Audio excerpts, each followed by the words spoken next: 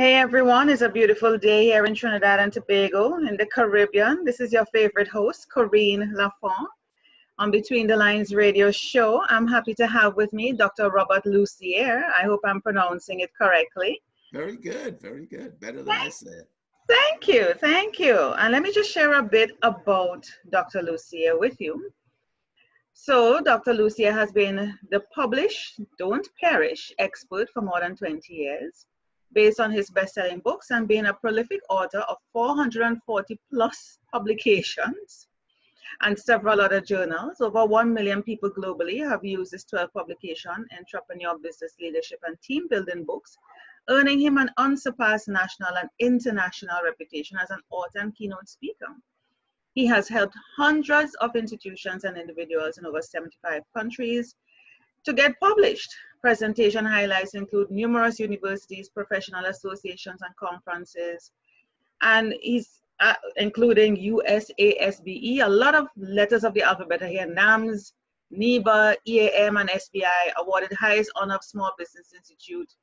His presentation inspires comments like his workshops deliver results, and this is coming from Dr. Kyle Blank from the University of Central Florida. Dr. Matu, the professor of University of New Mexico, says Bob explains complex business topics in an easy to understand language while keeping his audience engaged and spellbound. And Dr. Achua, professor at the University of Virginia, College at Wise, says Dr. Lussier's Publish Don't Perish is truly a career-changing workshop.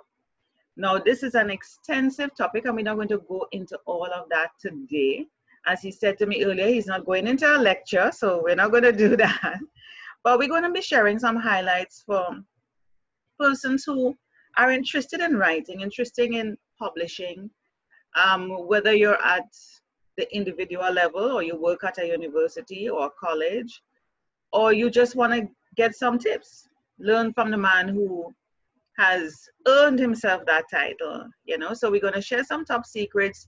We're going to learn a bit about Dr. Lussier, and we're going to learn a bit about why to publish and don't perish. Yeah.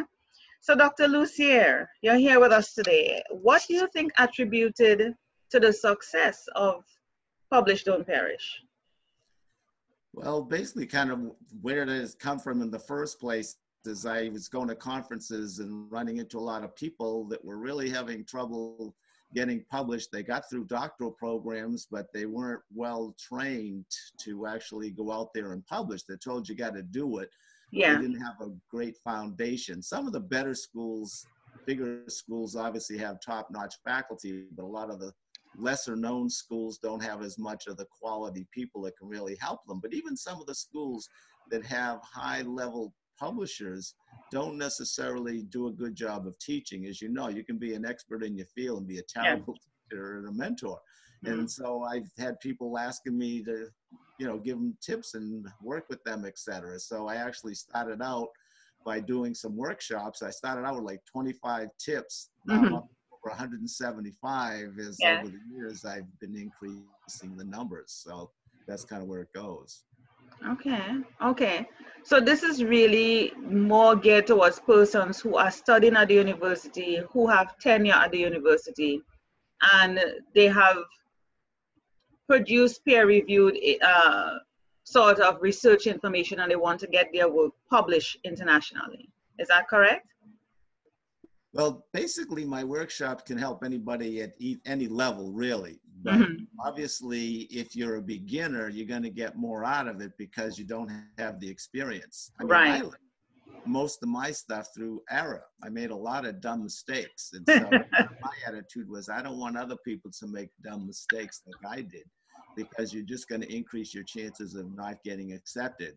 And my whole idea is you want to get accepted, not rejected. So that's right. That's right. So people are really, so you're really like the dummy that have put through to the test, and people can learn from you instead of them making the same mistake. So you have gone through all the different, as you said, failures, up and downs, and so now you are able to tell persons what they need to do to become a success. Right. As I said, one of the things they say is, you know, if you find something you're good at and something you really enjoy, you're never going to work.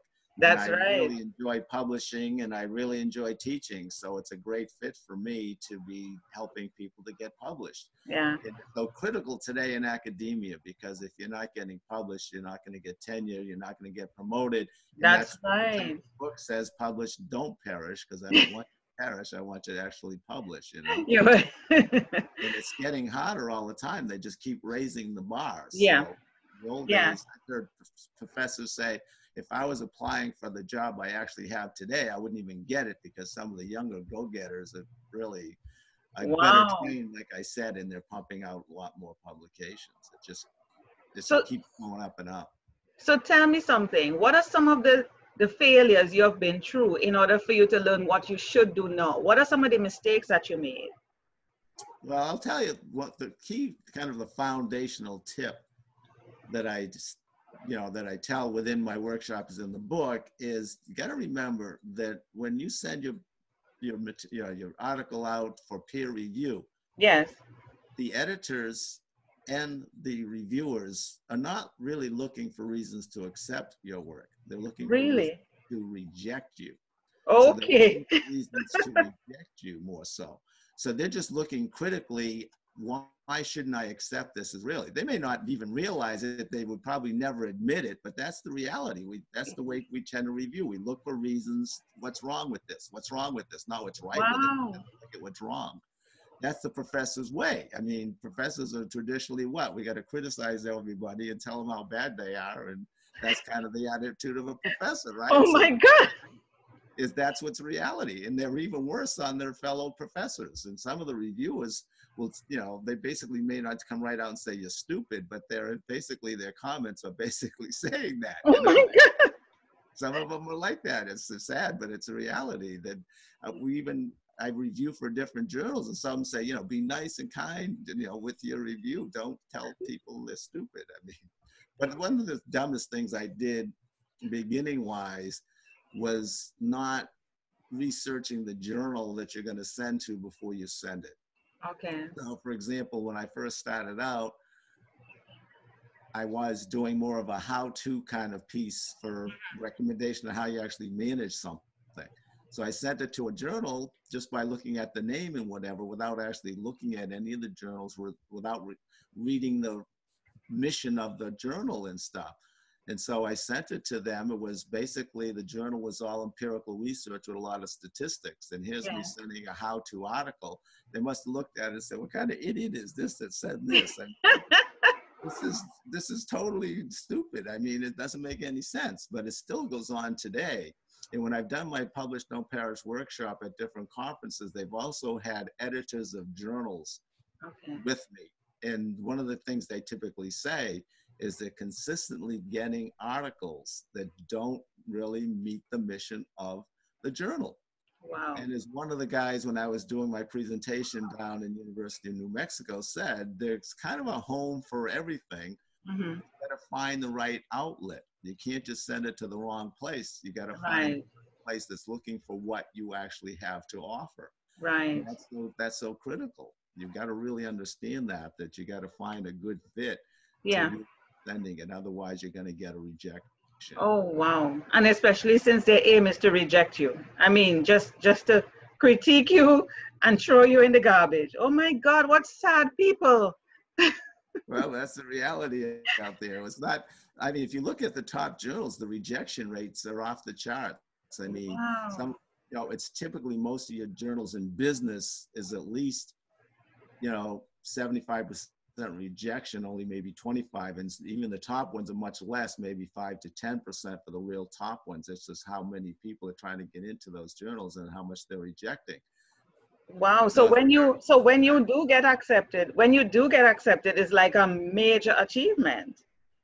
Yeah, but one of the things is, it's just part of the job these days. Yeah. So you got to do it. The key is, knowing, well, that's another key point that I'll, another secret tip, whatever you want to call it, that, it's not really that secretive in a sense, but you have to clearly know the college or university's standards of publications. And if you can't meet that standard, then you're going to get fired anyway, so you might as or rejected for tenure. What they typically do is say you don't get tenure, then you have to leave. If you Yes. don't get tenure at one place, it's a mark against you. So if you know you can't make it in that university, you can't publish to that level, you Yeah. might as well leave before you get rejected by them.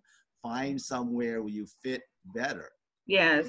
It makes a big difference, because I remember I met a guy from Yale University, was a faculty there. Yeah. And he actually was rejected for tenure, and he went to another university that was a lower level than Yale, obviously very high level university, but he was so much happier there anyway because he fit better. He was more comfortable. His publishing is what they were looking for. He was Right. looked at as an achiever, not a loser. Yeah. That level. So he's much happier. So you better Yeah. off. You got to find your level and make sure it matches if you're going to be happy on your job. Because if you're miserable, worrying, I'm not going to get tenure because I can't get these articles, and you're Yeah. frustrated, Yeah. not, you want to have a job that you enjoy. That's right. Yeah, you don't want to keep working hard, and it just doesn't pay off for you. And you just keep frustrating yourself and you're wondering you're not good enough. It works on your self-esteem. Because I was about to ask you that, is there some way that before you enter the university or decide that you want to work for that university, that you can determine from ahead of time if that's the one you want to go to? Because you really don't want to set yourself up for failure or to feel bad or, like you say, like a loser about yourself. Yeah. No, definitely. Well, part of it is college university is kind of on two ends of the spectrum. One is a teaching college focusing more on teaching. The other is the major universities like your UMass, UConns, those type of big schools. Right. Be looking for the publications, and you teach less and they Right. have much higher expectations. So Right. part of it is just knowing where you're going. If you're going to a place like Yale, Harvard, then obviously the standards are much higher. Yeah. So again, Yeah. are you at that level? Yeah. And on the other end, but some people are fooling themselves in the sense that they say, well, I'm going to go to a teaching type of school because they don't really have the high expectations, or some don't have any expectations to publish at all. Right. The problem is that's changing. That's changing. A lot of the so-called teaching colleges are now saying, sorry, this teaching is not enough. You have to publish. You have to publish, yeah. I'm at Springfield College, and they didn't put as much emphasis on it in the past, but they're really stepping it up. And there's a couple of people in my department that are basically told, you got to get on the move here, or you're not going to get, promoted. You're not going to get any raises, et cetera, if you don't get on the stick. And they were thinking, oh, I don't have to publish. No big deal. But I mean, and another key thing is if you're not publishing, there's no way, I shouldn't say no way, but your chances of leaving and going anyplace else is very, very minimal. Because once you're in academia, to me, that is just a non-discussed topic. It is expected because you are supposed to be churning out new material. You're at a university after all. You're at a place where minds are being developed. You're supposed to be adding value in that sense. Bringing new thought, challenging thought, creative thinking, that type of thing. And so it is also a way for your students at the university, as well as people who want to come into the university, to want to be there because they want to be in a place where they can be in a creative place, that their mind can be challenged, that they can see what they are contributing as well as what they are getting. So if you're not challenging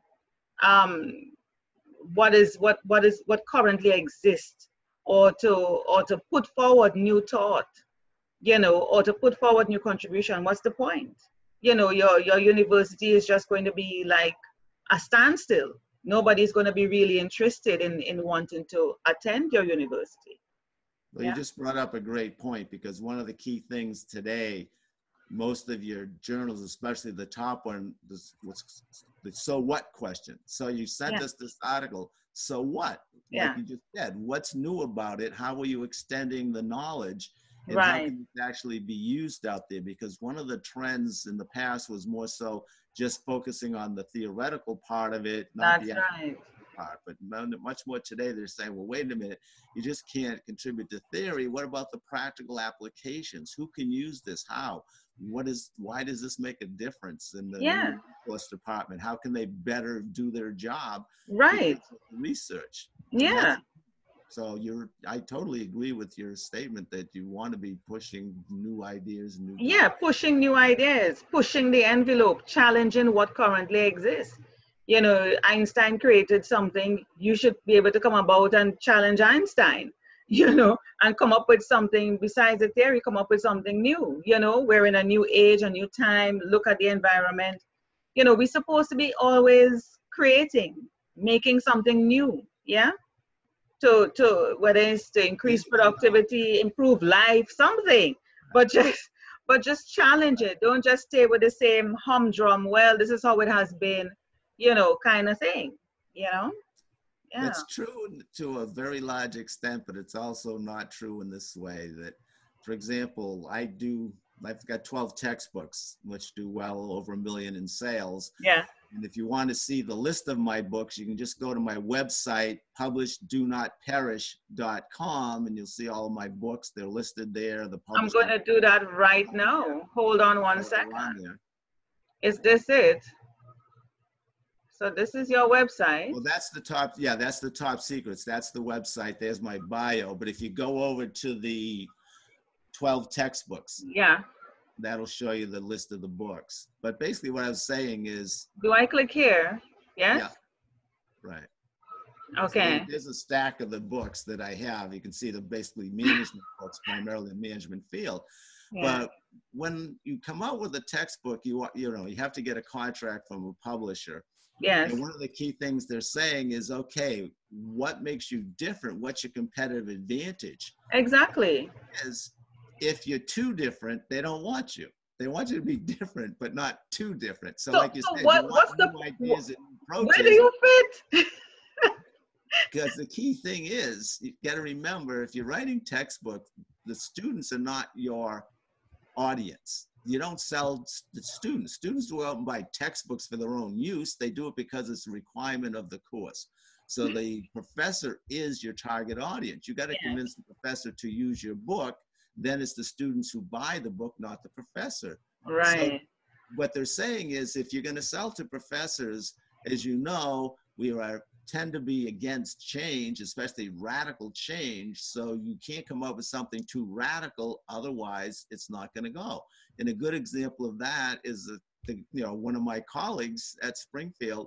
Basically, it's this great idea. He's got a module kind of book, a lot of, like a workbook type of thing. Give it answers, question answers, really helps you to learn the stuff. Yeah. Couldn't get a major publisher because they want the traditional textbook approach, just like every other textbook approach. So they want you to be different, but not too different. So I have an issue with that. I mean, I could understand that they're still trying to keep you within the box when you're trying to be out of the box. right. And I just have an issue with that. I mean, then it comes down to you as a person who is the creative thinker, who is the author behind it, to say, do I want somebody to restrict me? Do I want to fit into that box that they put me into? Or should I take my work somewhere else that will be accepted? I mean, think of all the people who really pushed the envelope years ago, all those, persons who just kept at it. Like I said, Einstein and all those people came up with flight and all those things. What if somebody came and said, hello, don't push flight to that limit? Are you crazy? No, because people didn't even believe in flight. It was like an evil thing at that point. Flight was impossible. It's only birds fly. Come on, right? No, So for people, right? So can you imagine if somebody came to them? Well, I'm sure people came to them and said, don't even go there. Nobody's going to going to accept that. If Well, they had stopped. I like a quote from one of the three guys that founder of Airbnb, comment that he made. He said, Yeah. You have this great idea for a business. You're all excited about it. You think everybody's going to love your idea. everybody's going to want your product. And then you find out nobody cares, not even your friends. That's from Airbnb. I mean, when you first start out with a new concept like Airbnb, Yeah. who's going to let somebody come in your house? That's what they were telling them. Nobody wanted the business of Airbnb and so many others. They said, this will never work. Nobody's going to let people in their houses. So the reality is that, you know, but Dr. Lussier, that happens with everybody. That happens with everybody. From the time you come up with something different, people are going to say, nobody wants that. Well, and they're the first. They're the first to buy into it. I also like a statement. I don't know who made it, but you got to remember, nobody likes change except a baby in a wet diaper. That's the only one that wants change. We're against change for most of us. I love that. I love that. I need to use that. I need to use that. Only a baby in a wet diaper. Does that mean to say we need to go back to being babies? I think well, if you think about it, kids are much more creative than adults. And one of the songs I always liked was the Logical song. You know, I was creative and everything. Then you sent me to school and killed my creativity, basically, is what the song That's said. Right.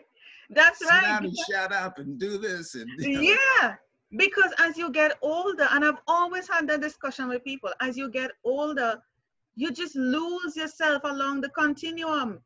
That whimsical, think what you want, dream what you want, do what you want, feel what you want is no longer there. What the hell happened? Well, another one that I like also, another statement related to children is, you know, we have children, we want them to actually talk and walk, and we push them to walk and talk. And then once they're walking and talking, we tell them to sit down and shut up. Yeah. Yeah. Yeah. What is up with that? So something wrong with us as parents. Something happened to us that we were trained like that by our parents. And so we feel that's the way to do it to ours. I mean, and we're just perpetuating this stifling way of thinking. We're closing in on creativity.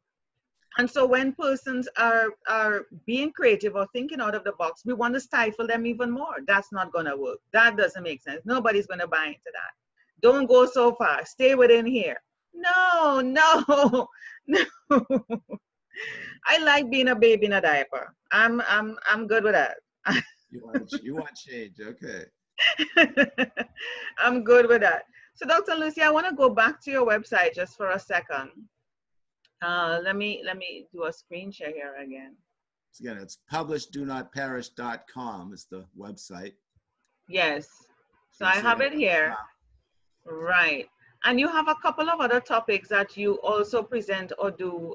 Yeah, well, I do, because I do management area, all of my books are business management. I do leadership, those types of things, the typical ones. But my expertise is more so on publishing than the others, because it's such a crowded field out there for motivational type speakers, leadership speakers, all of that. There's tons of them out there. So I do that as well, and I have done some.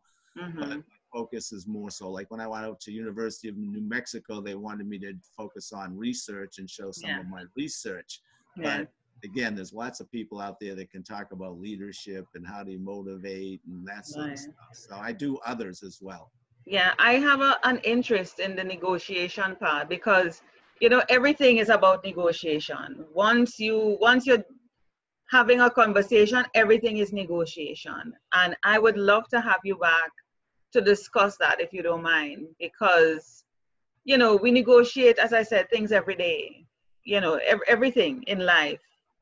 Every conversation is about negotiation in relationships, personal relationships, work, you know, with your children, you're negotiating, in business, you're negotiating.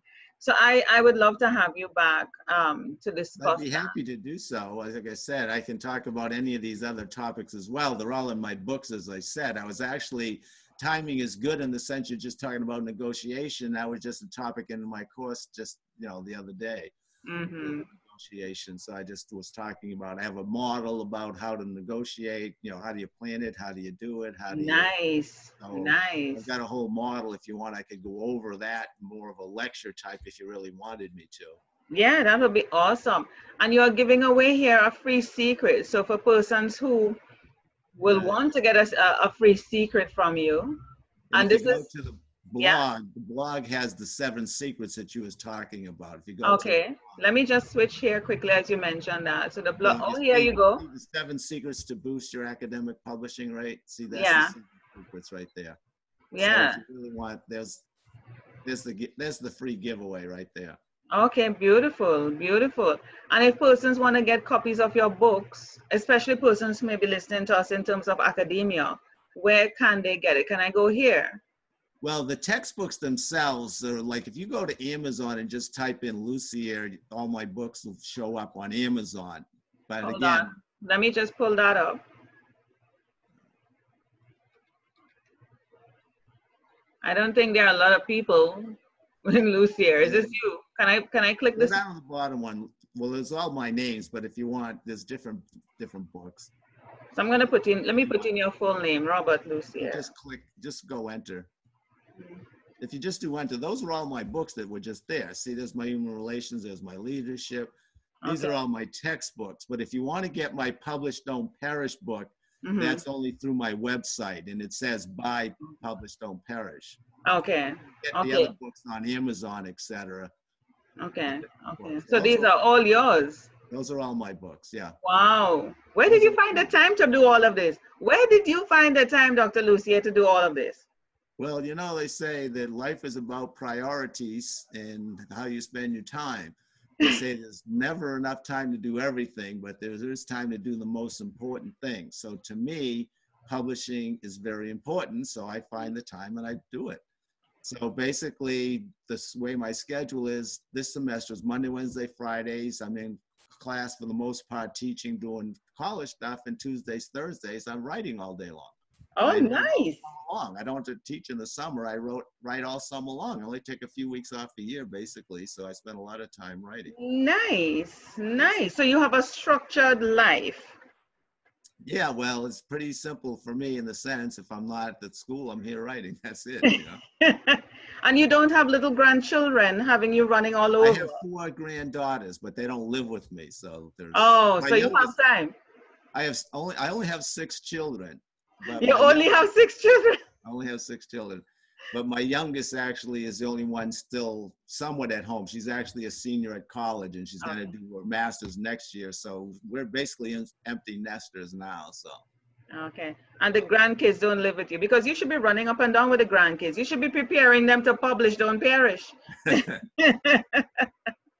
So this is where persons can get a copy of your book from the website. Yeah, so that's the actual book, the Publish Don't Perish book, which only is bought through me. The others you can get on Amazon. You can't get this one on Amazon. Okay, and they can get it. So it will be they get a printed version or the ebook version? Or an e-copy. Okay. Either one. It sells down, you know, just click on to order type of thing. So. Okay. Yeah. Okay. And so should they have any questions or anything, I guess they can contact you. Or if they want a signed copy, how would that be possible? Oh, well, if you send me the order saying you wanted a print copy and you wanted it signed, I'd be more than happy to do that. You got to tell me what you want for the, dear Tim, whatever, you're the best guy in the world, whatever you want me to write. I'll just throw that on there. My best friend who I've never met in my life, My best friend who I never met in my life. Whatever works, whatever makes you happy. Right. But for persons who just want to get the free secret, I just want to come back here. They can, check your blog. Sorry, right. I can check your blog, and they can. Well, the blog has the key one again is the 7 secrets is in there. That's the key one if you're talking about publishing. But again, you can see negotiation right there. Yes, this one. Yeah, I did a blog on negotiation as well. Yeah, that's cute. That's cute. Oh, and Happy New Year. We're soon coming to the end of the year, Dr. Lussier, once again. That's right. Oh my goodness, how time flies, and we talk about time. Yes, this is awesome. Thank you so much, Dr. Lussier, for sharing, your wisdom, your failures, which has helped others who shouldn't fail if they only listen and follow guidelines. There's some people who really don't like to learn from others, but it's good to, so that you don't have to go through the same thing. I think there are some people who just want to figure out for themselves. Have you ever found or come upon those people who, no matter what you tell them, they still want to go through the coals and the fire? Well, unfortunately, you know, people are different, and you know, there are people like that. I've actually heard a coach recently saying how he was disappointed in one of the athletes because he keeps telling him do this, and he just doesn't do it. So Yeah. what happens if you're not willing to be open to criticism, you're not going to get it. And if you don't Yeah. get criticism, you're never going to improve. Yeah. And that's the reality. The only way we can improve is to be criticized. And Yeah. that's just like my books. Every one of my textbooks has to be peer reviewed by other professors. And they basically, it's nice to say, oh, that's the best book in the world. Oh, it's so great. But that's not going to improve it at all. I got to hear this could be improved. You know, Yeah. talk about this. This topic is not in there. This topic's too long. Yeah. You know, the only way to improve is by getting feedback or criticism, whatever you want to call it. Yeah. Yeah. And you have to be open to it, and you have to be willing to change, and that's key. And I'm always, with my work, I'm always open to change and improve. Yeah. Like to You have to be a baby in a diaper. Be willing to change. I will never forget that. Be willing to be a baby in a diaper. Thank you so much, Dr. Lussier, for your time, your expertise, your knowledge. You know, this has been such a great conversation. I've learned so much from you. And I'm really looking forward to spending more time with you in terms of the negotiation aspect. I have an interest in that because every minute, like I said, we're having a conversation or interaction. It's about negotiation. Yeah, negotiation and communication and everything else. So I look forward to having you back on the show. All the best to you. All the best for the holidays. Enjoy it. Hug up your kids, your grandkids. And again, I thank you so much. So for persons who are listening, feel free to go to the blog, get the secrets, and of course, read through the other articles there on the blog. And feel free to reach out to Dr. Lussier if you want any additional information, especially those of you from academia who can learn from his failures. Thank you so much, Dr. Lussier, for being here on Between the Lines. Thanks so much. I appreciate it. It was great. I enjoyed it. Bye now.